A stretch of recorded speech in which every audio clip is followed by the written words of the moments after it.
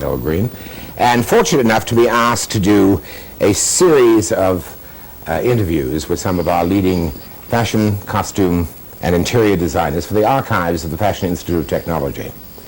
Now, there are hours and hours of oral tapes that have been done with each one of these designers, and also this moment when the camera brings to you directly what they are, who they are, in live, living color.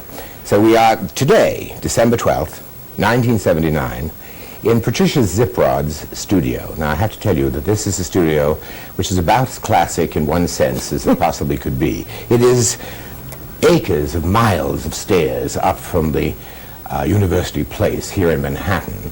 You walk and you walk. Now these are just not stairs, these are esplanades of stairs. This is a turn-of-the-century house, which of course allowed for long trains and dresses to be going down those stairs. It seems appropriate that, considering that a good costume designer is involved with any period, any time that the playwright determines in terms of his characters. So I love coming here, although it's exhausting, and up the stairs to Miss Ziprod's studio. Now she also lives here, which I think is also a comment on the fact that if you are really into your work, if you really enjoy what you're doing, it is not an intrusion to be living and working in the same place. Now, when you check these tapes connected with Patricia Ziprod, there will be an addendum, as it were, a list of the plays, the shows, that she has designed costumes for. It is only then that you really understand the significance of this true creative talent. The fact that it really threads through almost every landmark show of the 20th century.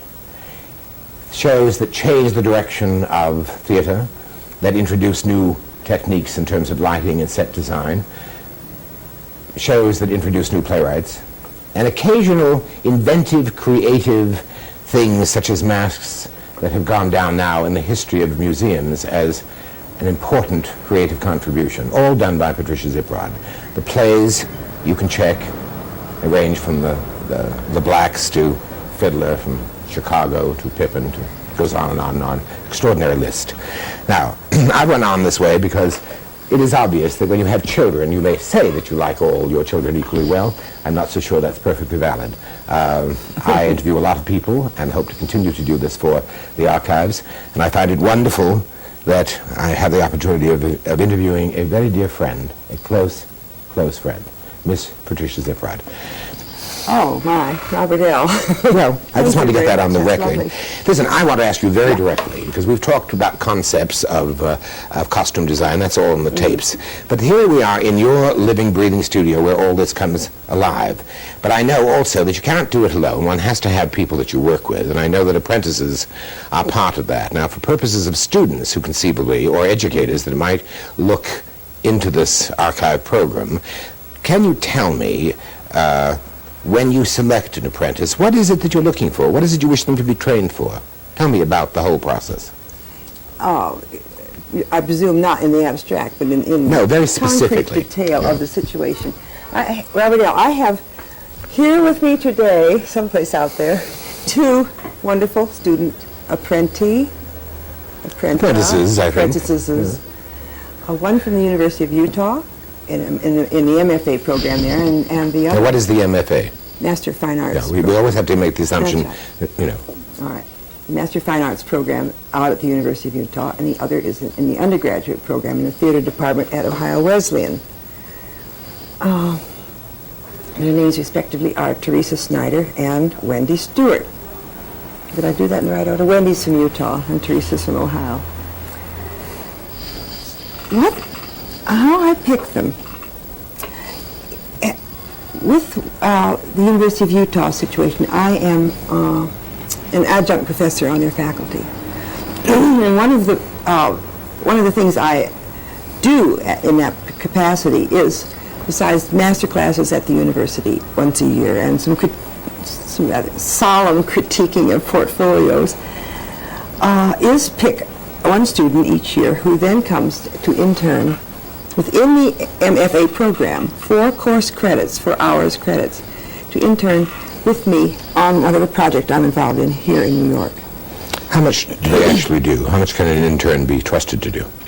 It varies from person to person. The essential point of the internship is that they really are extremely useful observers, and the more they learn, the more they're able to learn. But what it is essentially, I think, a teaching situation where if you pick really fine people, which I've had the good luck of having, they're also very, very helpful. They do, both Teresa and Wendy do a great deal of library research for me because they know how to do it, and when they find out where the good libraries are. Can you give me a typical assignment you might give to them? What would bring them to the library? All right. We're doing a play right now for Uta Hagen, who was last seen on Broadway, and Virginia Woolf, who's coming back after a long time, and happily so, in a wonderful play concerning itself with the life of Charlotte von Stein in the court of Weimar during Goethe's time in 1786. So, first off, you are doing the period research of the actual dresses that were worn, and after we decided in conference that she would have been riding that morning, then you further investigate into the riding habits of ladies of the period of a certain class in Weimar. You read up on Goethe and you get pictures of Goethe's life. Even if it doesn't appear on stage, psychologically, the more understanding you have of the whole surround, better equipped you are to insert just the right thing. So that the girls will go to any number of places, starting way uptown at the Costume Institute at the Metropolitan Museum, where they are very warmly receptive to research requests of this sort. To FIT, where they are extremely receptive to research requests of this sort, and where they allow you to, if they do have clothes extant of the period, to really get your hands on them, which is not necessarily the case with further uptown. Right. All right, now they bring back this, what, in sketch form, in the actual books? If they cannot take the books out, they sometimes will sketch, or if they're allowed to trace. Or they can get the books Xeroxed, or they use the picture library at the 42nd Street main library.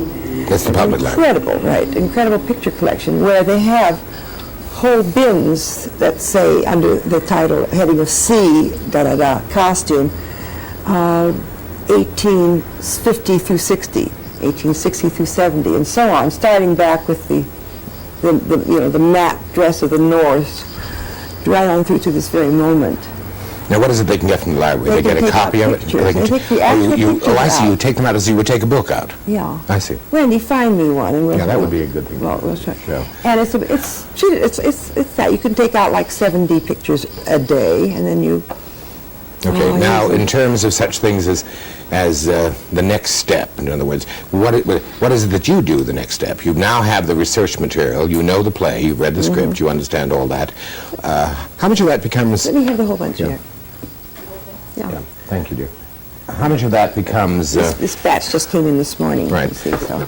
A copy of it, the essence of it? Yeah. How do you define that? That's hard to say because we have this strange activity called theatricalization of reality, and I am very well known for doing that, and I don't know what it is I do. So we won't discuss that any further because I don't know. Well, I think the reason I brought it up, Patricia, is that in the world of costume designers, I know, looking at it objectively, that your current role is that of the most inventive, creative costume designer. There are other people who are perfectly good reproducers of costumes of the past or whatever it may be. And if anybody ever questions that contribution, all you have to do is go to see one show, Pippin, which has clothes that are from a mythical kingdom that never existed, excepting in the minds of the author, and that you had to create clothes that were theatrically valid to communicate in that nonverbal language sense that I keep talking about. So that I'm interested when you have something which does have a reality of costume, such as Uta's character in the play. Does one just look and find the most attractive riding habit and say, that's good enough, let's make that? That's not an invalid way to approach it. You start, when I have something that says, realistically, these are two characters on a stage for the night. One speaks, the woman speaks to her husband, who speaks not. And they're in a room within their country home in Weimar. That is the situation. So I start with reality because we must believe what we're listening to. Point. Then I translate it first and all in terms of color. I work between 3 points. The color I feel is right for the character. The color I feel is wonderful for my star. And the color that will be absolutely ravishing within the colors of the set. And I try to hope that that color is, for all 3 requirements, is 1. Now, have you... Frequently it is not. I was going to say, that's a toughie, because do you always have the set designed before you start the costumes? Generally. Oh, you do? Generally. Or they usually know their colors. They have a sense about their colors going to be, yeah. Or if I get to go first, then they have to follow. But still we're working within a tone. It's going to be light, it's going to be dark, it's going to be whatever, shiny or dull. If you were dealing, picking up that point, if you were dealing with a star that has costume approval, and Which they do. And your head says, I think that mauve is ideal for this color, for this moment of time in the play, and the star says, mauve, I get ill every time I see it. Then what happens? Well, then it's another chapter from my book, which shall be called, and this is not a plug, if the song doesn't work, change the dress. Because these are the realities of the job of the costume designer. In other words, you'd have to change the dress. Job of the costume designer. Right. So having learned that by both observation and execution, not of the dress, of me. Yes. I know many deaths. You understand, yes. stars. I have a little checklist, like pilots do before they take off across the Atlantic with one motor. And it is, you're my star. You are my star. Don't you forget it. Yes. Ask me the questions. All right. I want to know, really, what colors make you miserably uncomfortable psychologically? Bright green. Okay. No green. How about green with browns in it? Can I go there? I really need to work in a green family. Yes, no, you can do. Just don't make me look as though I'm an elf, an Irish elf. Oh, I understand. Yes, I can see that would. Yes. Now, you have to get very tactful. Oh yes. Well, we love elves, but that is not how you wish. Yes, and we're not anti-Irish. We want to go on record and say that for the future. No, I'm being honest. I really don't like. No, well, I'm being equally honest. I don't want to put you in a color that makes you uncomfortable. Right. Because what I want to do for you is make you feel so strong and supported and so right in what you are wearing that when you get on that stage, without me or anybody else helping, you're all by yourself with 2,000 people, that you feel as strong as possible, so you forget how you look and act. Can play your character. Fly. And this checklist is gone over with the star before anything is made or sketched. Right, that makes sense. Yeah. Okay. Now, another question may be, the obvious questions like, are you allergic to silk or wool? We try to ask everybody in the cast so we don't, torture someone and have to redo a costume. Do you have, if you were a woman, do you have any necklines that you really loathe?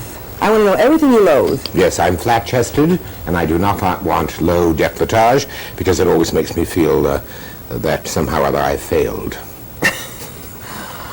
Well, I tell you, I would never have known that if you hadn't told me this.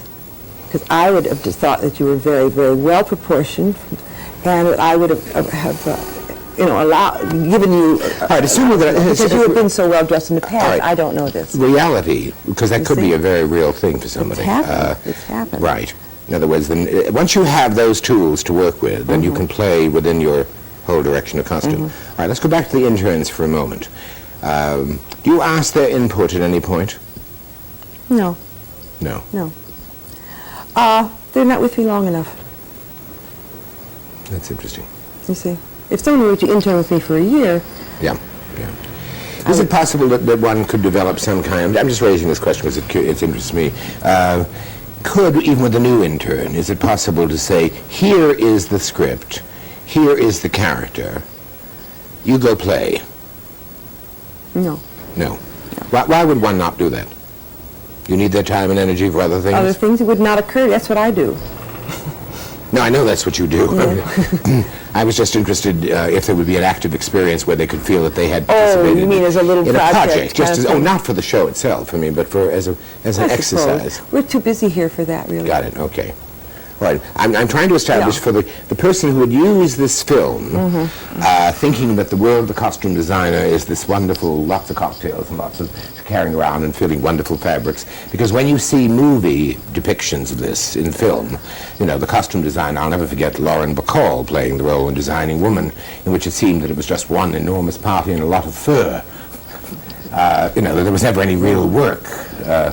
And I think it's imperative that people understand that all these so-called glamour jobs in the world of fashion and costume and theater and so forth are very, very hard work.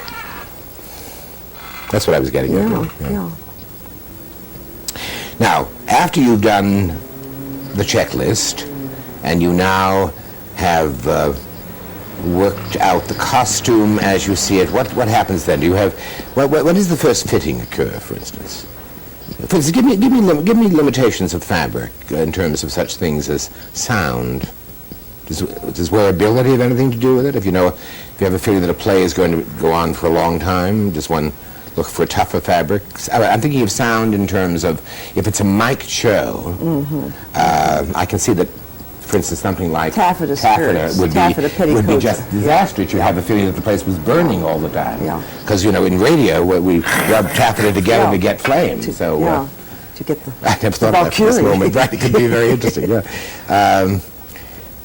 On the whole, we don't, in the theater, we don't have that problem, although actually there's one stage in New York that the Beaumont picks up petticoats. The Beaumont picks up petticoats. Yes.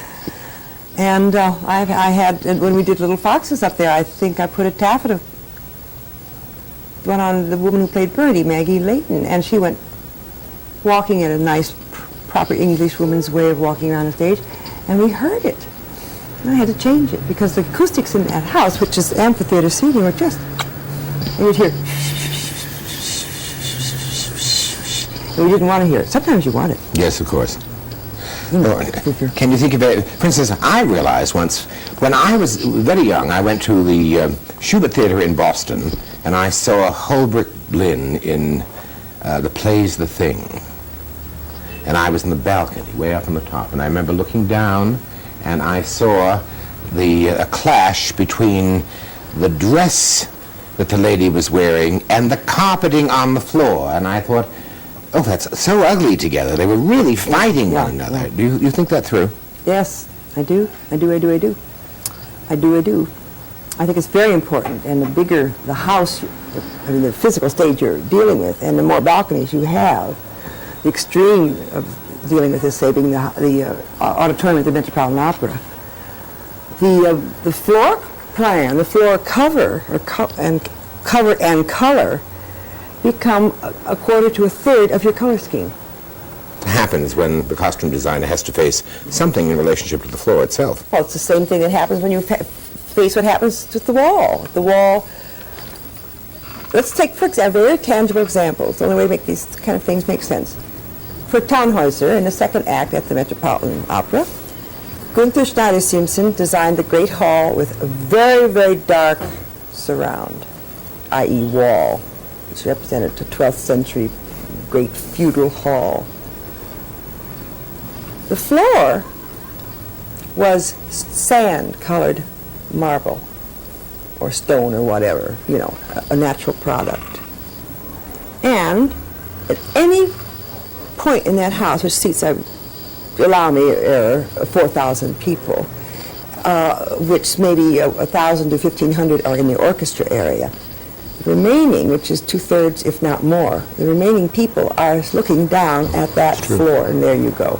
If you design for that house, and therefore for any house that has a balcony, although it may not be as you know, as exaggerated, pronounced the situation as this. This is a very clear one. You have to deal with that color. You have to deal with the fact that you're seeing people, their costumes on sand, and if you're sitting down here, that you're seeing them against dark brown. And you have to make a palette which will make them beautiful in the whole world that they're in, because they are in a ceiling and and walls and a floor world. The only part of the world is missing is is the wall that's missing because you are allowed to see into their world.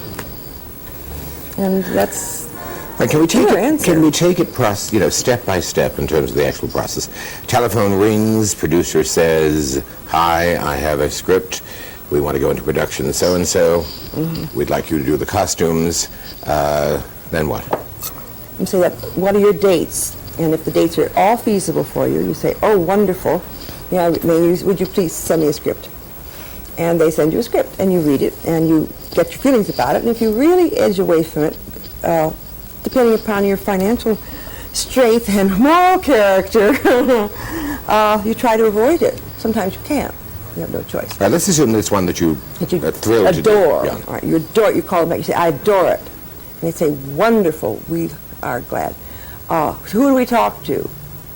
And you say, "Well, you talk to, depending on how you feel about it, you may have a lawyer, you may do your own talking.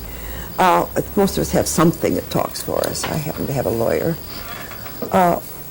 Then you sit down and you figure out, in terms of the union's contract, what the scale, what the minimum is for that particular situation in your particular area of costume.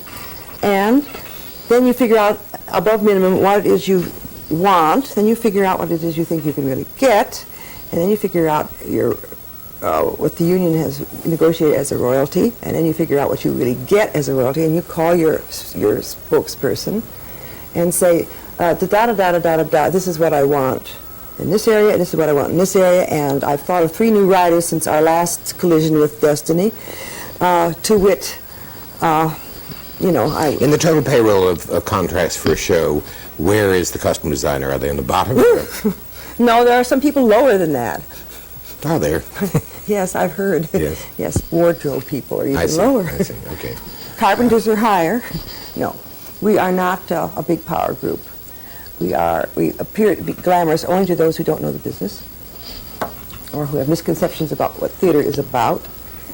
And we work very, very hard for not all that much Now money. you've accepted all that, Yeah. and you are working on it. You now have the script, the characters that you are going to have to dress up firmly in your head. You've sent your interns to do research that's been defined. Take it from there for me, step by step. Okay. Your first stop along the path is your director, because your director is, and I think we've gone over this in other times on the tape, your director is in a democracy in which you're collaborating in, he is a dictator. And he is responsible for the concept of the show, and he's responsible for communicating that concept with you so that you can give him feedback.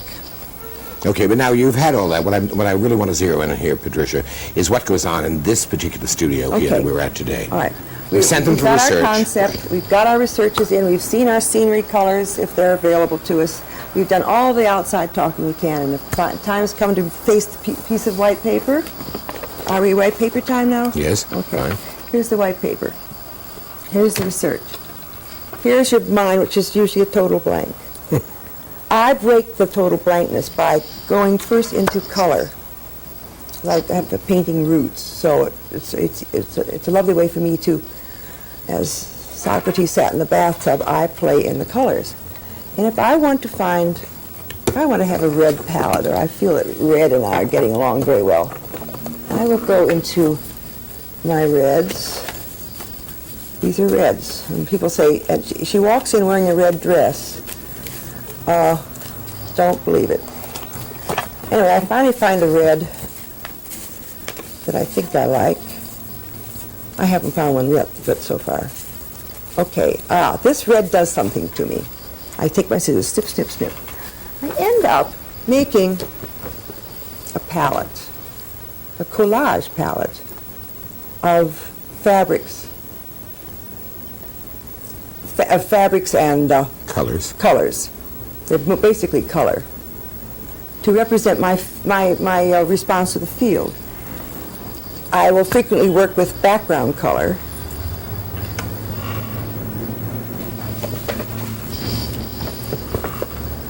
Vis-a-vis a beige background. Working out a circus scene for King of Hearts against a red drop. So these are all my people, you see. then, in this process of playing, which I can spend, if I dawdle, I can spend a good week at it. My mind is working, and by the time I'm sort of through this, I have thought through the problem so many times without realizing it. I'm ready to start putting something down. When you in terms say of a design. putting something down, does that mean sketching something? Yeah. Cutting it out of fabric? What? No. It means, this is not a good example, but it's here. It's a front and a back view of a dress. Now, pick that up again, because what I'm interested in is this a character in the play? All right, this is a character in the play. Now, do you remember the description of what that person would be wearing, or was there a description? Well, because it's a ballet in my Okay. hand, and there are 18 exactly like it, it's hard to answer. But let us get back to Uda's dress. Okay. I've done my research. I've worked out my color scheme for Uda, and I have one down there someplace, which is, again, the color scheme of the sets. And my next move is to make the drawing in terms of its concrete series of elements, almost without a sense of color. Wendy, if you go down into where it says Charlotta and pull out that neutral thing of Uda's. In the concept of It's right on top. You just burned your hand. Patricia, in the concept of getting the specific of the dress down on paper, thank you. Okay, now we're getting to it. Now we're getting to it. That's what I want. Now, Right. this is a non-color sketch. I've solidified it with tone of blue and shadow umber and flesh and real hair, but it is not representing color. It is representing what the first look of the costume will be. In this particular instance, everything will come off during the play, but just the basic undies, practically, petticoat and camisole. But this is the way the character starts. And so this is what I take, in this instance, took to the first meeting at this level with Uda Hagen and Herbert Berghoff. And then we could all discuss this. You see, we had something tangible. We are out of the verbal, we're into the tangible. Something that they can translate Yeah, and see. so we can Now, all- do you bring samples of fabrics at that time? If I have fabrics in mind, yes, Yeah. but I'm not at a fabric level at this point. I see.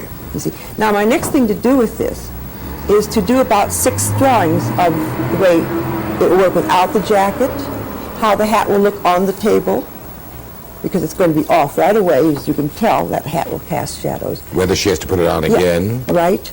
As Mr. Polikoff left a place for the hat to go. Yes. Because it's a big hat. What does she do with the crop? How does she look? What is this vest? Does it have sleeves? Does it not have sleeves? Does it have trim? Does it have a buckle in back?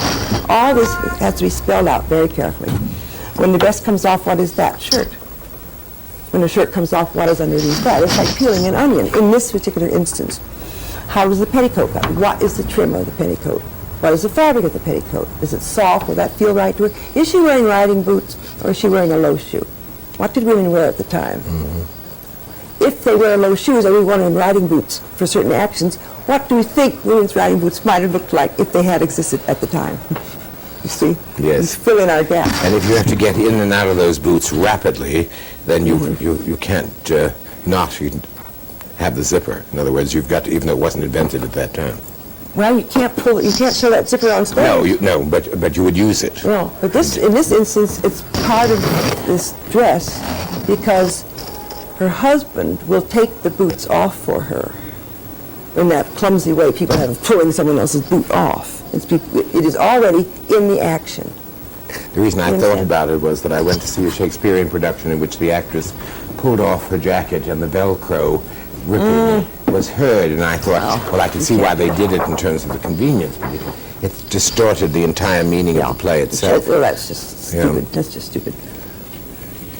What about its relationship to other furniture on the set? I mean, you define what happens with a hat when you take it off. It has to go someplace. But I've often thought that sometimes costume fails because it really doesn't get around the chair easily, nor does it get out of the chair or into the chair easily. Do you think that through? I try to. The question is, do the scenic designers think it through? you know, it's a two-way street. Can you say to Lots us? of times there's not room on a set for the period, the close Right. of the period to get around. Can you say to the set designer then? Help!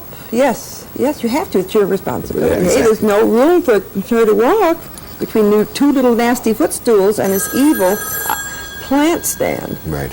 Please Right. help, because it's. Yeah, that could be. And then you can say, go so far as to say the diameter of the skirt will be. All right, now let's go back to that sketch. You took that to Herbert Berghoff, who was married to Ulla Hagen. Right. And is he directing the play as well? Right. Yes. And he's- they both translated And it. they both translated it. Okay, so they're So deeply it's a involved in very the production. tight thing. Right. What happened? Did they like it? Did they dislike it? They liked it very much, and we spent an hour discussing it, because we went through the play looking at the sketch. Give me an example of something he might have said about the costume, or that she as the star might have said about the costume. They worry about the hat. Say, all those feathers. I said, well, now that I realize, you know, how very active you are conceiving her to be, she's overloaded. She'd fall off the horse just with the weight of the hat. You know, I mean, if she's going to come in full of straw and hay and sweat, that's not the hat.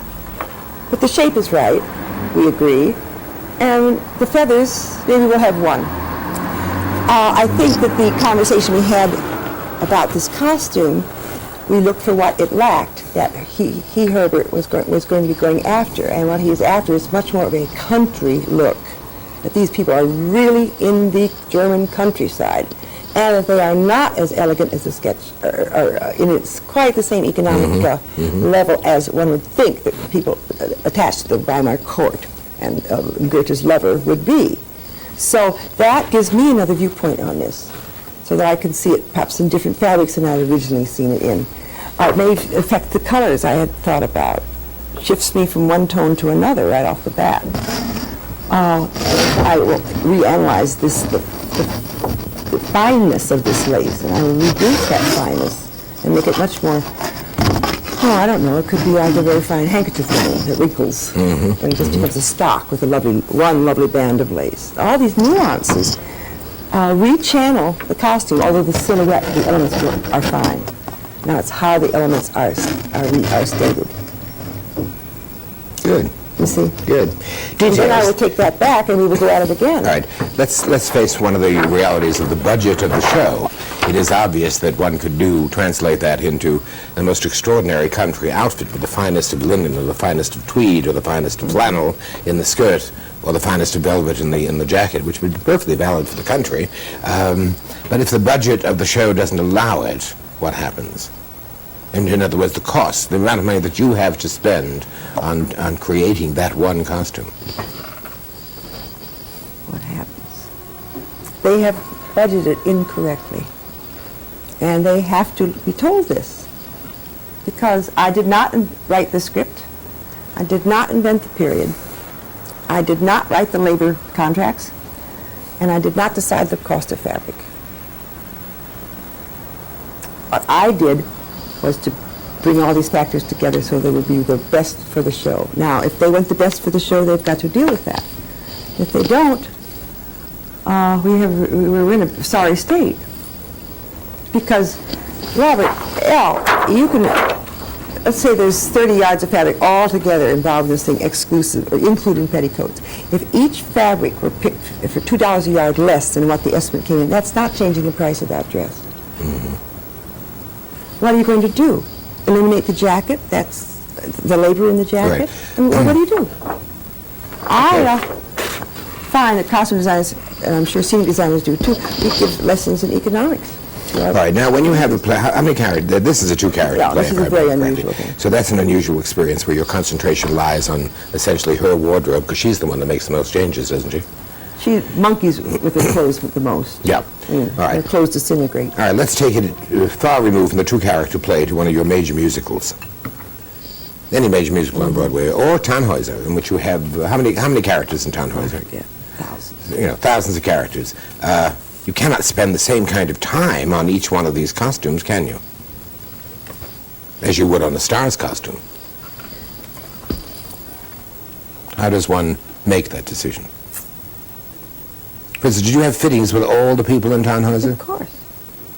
Did you discuss with them their likes and Not their of dislikes? course, but I certainly, with Grace Bumbury, you better Oh, believe. no, of course, I understand any of the principles, No, but no. I'm talking about seeing something on stage like, you know, the chorus and fiddler or the chorus. They all have fittings. They're very careful. You have defined, yes, I understand that, but you've defined, I'm trying to define what really happens. You have discussed with the star, with the principal, their likes, their dislikes, all the things you've set up as Yeah, okay. Does one do that with the chorus? No. No. In other words, No. you have to reach a certain stage Oh, in the yeah. hierarchy. Oh, yes. Oh, yes. Oh, yes. You can try and you know, make them feel happy about what they're wearing. Unless they have to be crones, like the peasant women in Zorba. That's my costume! I said, your mother will never recognize it. Not to worry.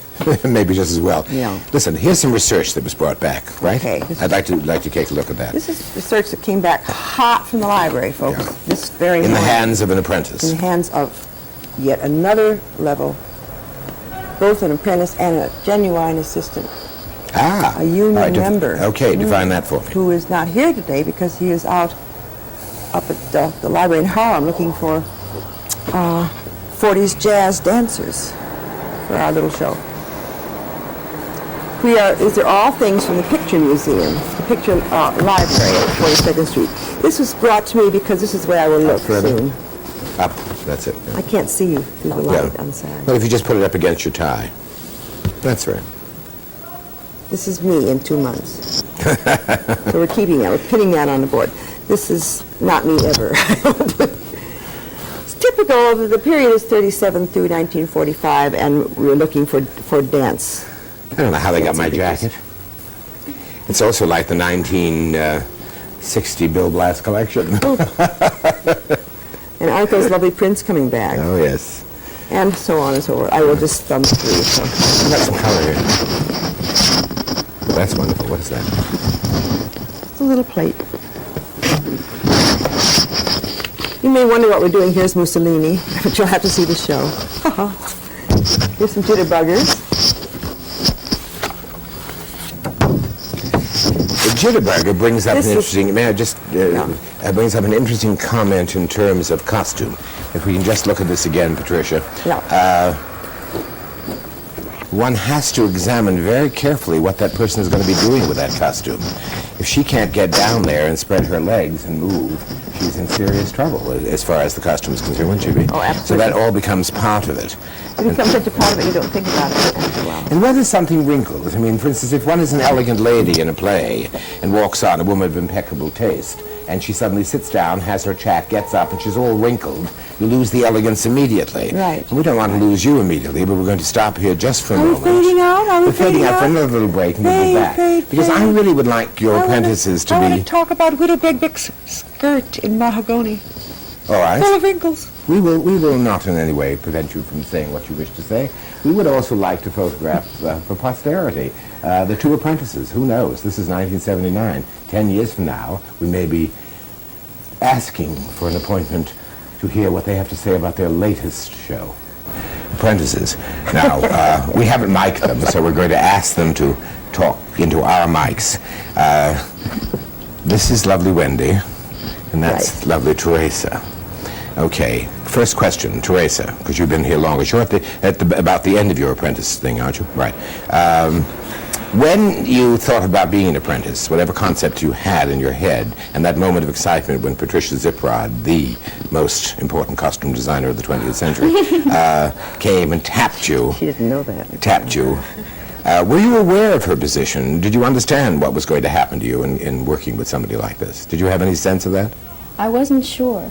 I was very excited, and then I wanted to very much, and when I was accepted, then I all of a sudden I was very scared What was it that you were scared of? that I wouldn't be able to do whatever was going to be required of me, because I had no idea what was going to be required true. of me. And I'd never been to New York. That's the combination is a bit frightening. All right, now that you've done it, you're at the end of it. Tell me about your relationship to Miss Ziprod. Now, we'll all protect you, my dear. She can't do I anything. might well listen, but I won't. It's been wonderful. It's been Stop it. incredible. She's taught me so much about designing and also about just living, dealing with people, doing a job, but doing it so that it's more than a job, and it doesn't have to get down to the petty, icky stuff. It's what's really important in life. I mean, that type of a thing. Then you feel that you've matured and grown and stretched a bit by the experience itself. All right, tell me this. If you knew then what you know now, would you still want to be an apprentice? Oh, yes. Yes. I wish I could stay longer. I wish you could too. Yes. Well, that's the nicest However. possible relationship. Now, you're just Wendy, really next starting out, question. Wendy, aren't you, and so forth. Did you have a clear concept in your head what it was to be an apprentice? I did more than Teresa probably because Pat has been coming to our school for the last 2 years. And It's Utah. yes, and I'm good friends with her apprentice last year, so I see, so you were filled in, Yeah. as it were. I mean, she couldn't really tell me all the, Sure. Well, of course, I suppose it would change depending upon the Yeah. nature of the show, Yeah. the projects that you were working Just, on. I mean, it changes when the phone rings, Robert L. Yes, that's true. We have not have anything we've planned has just gone either to the left or the right, and someone else has come. We just wake up every morning, you know. Teresa referred to the process of living because I do feel that the apprentice system, the great value that comes out of it are not specific techniques Yeah, as exactly. much as the conceptual sense of what goes into understanding the role itself, and then how skilled you becomes something else entirely different. How much talent you bring is out of the control of the professor, the teacher, the person who is offering all this, but the other processes become invaluable in the sense that there's no way in which you can possibly get those excepting in a close apprentice, intimate, tight relationship. I found it incredible just watching her living Yes. in the studio and working and talking on the phone. And Have you found language has become a different thing for you? Different kinds of languages in the sense Yes, that yes. you learn words that you never were aware of before? Or the meanings, too. And the meanings of New words? meanings to words. Yeah, well, we know Like about what? you. Well, we know about my your swearing. vocabulary. Now, I raised the question of languages because, as we know, there are many different languages, apart from the words that we use, but there's a language of movement and body language, and certainly for a costume designer, I would think that would be terribly important to understand. This attitude that you have to evaluate, and certainly you're in the hands of a lady who has a lot of attitude. and going to the production meetings was really a All right, lesson. tell me, you went into a production meeting. What happened to you? What did you learn? What did you feel that you learned? Well, just watching the set designer, lighting designer, costume designer, and director all reaching some. Mutual understanding and conclusion. And as at to my what they school, wanted. we never really had production meetings. It was like each person went off and did their thing and was lucky that if it got together. Well, that's an interesting thing for educators to understand, that perhaps that is a weakness. These people are never going to operate independently and alone. There ought to be some way within the school itself, even if it doesn't teach those other disciplines, to somehow either bring people in from the outside world to create projects. It's why, Patricia, I asked you before whether, for instance, as an exercise, somebody could be given, this is what it is. How would you interpret it? Because I think it's rather fun to have one's first example that you do yourself, and years later you can look at it and think, I couldn't have believed that was the way to handle this, or you might be absolutely amazed and discover that there was a moment and flash of genius that presents itself. Do you both plan to come back to Broadway to try to work? I mean, to New York, to the New York scene, or would you apply your work somewhere else? I hope to stay. You hope to stay. That's Not so loud, not so loud. I have to go away and graduate from college, but I plan to be back. Will you knock on this door first? I know the phone number. Oh, let me teach you a lesson. It's very easy to use the phone and be refused. It's harder to refuse than knock on the door. Let me in.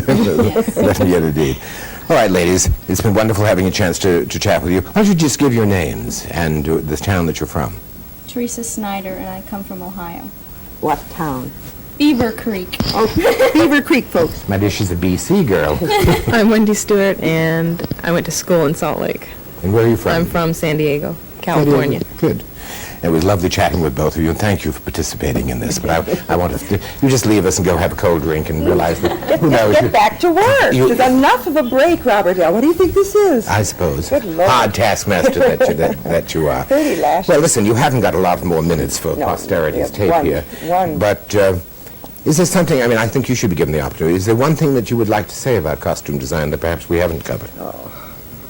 That would please you. Is there some lack of understanding, for instance, on the part of either the public or the producer, the director? That is an hour in itself, Robert L. Well, give me a capsule. Give me a deep emotional feeling that you have. No, Refuse to. It's so touchy and sensitive that one no, can't it's even not. do It's that. no.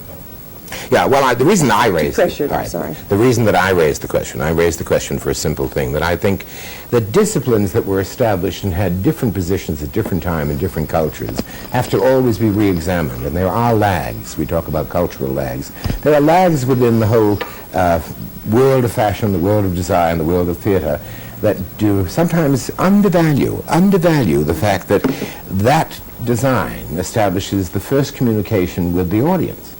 Before the character says any of the lines of the playwright, those lines will become believable or not believable depending upon what, the designer has done with it. And I just want you all to be more appreciated and more understood. I know that you're... That will never happen. You don't think it will ever No, I happen? don't. I mean, No. that's been said before. Why is that? Why is that? That's an hour. That's an hour. Well, just sorry, I think we have to won't get stop. John Toohey to promise that he'll give us an hour sometime, and we can put that on record, because I think it would be very valuable to do that. Some of that was covered in the oral tapes that we've done. It was just that I think that seeing somebody's face when they do it, when they say how they strongly feel, sometimes covers a multitude of attitudes and forces. You are working currently on what? I'm working on the play with Uda at Hagen, which we've been discussing. Yeah. Also a musical for Stuart Ostro, one of my favorite producers, called Swing, concerning itself with a big band, and an opera for the Metropolitan, the Tchaikovsky opera. Go ahead. Which Tchaikovsky?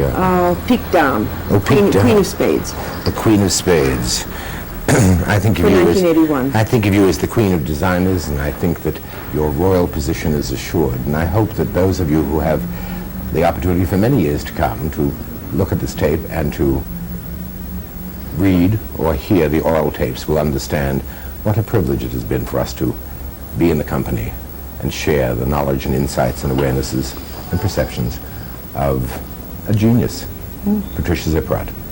This is Robert L. Green for the Fashion Institute of Technology Archives. Thank you. Thank you.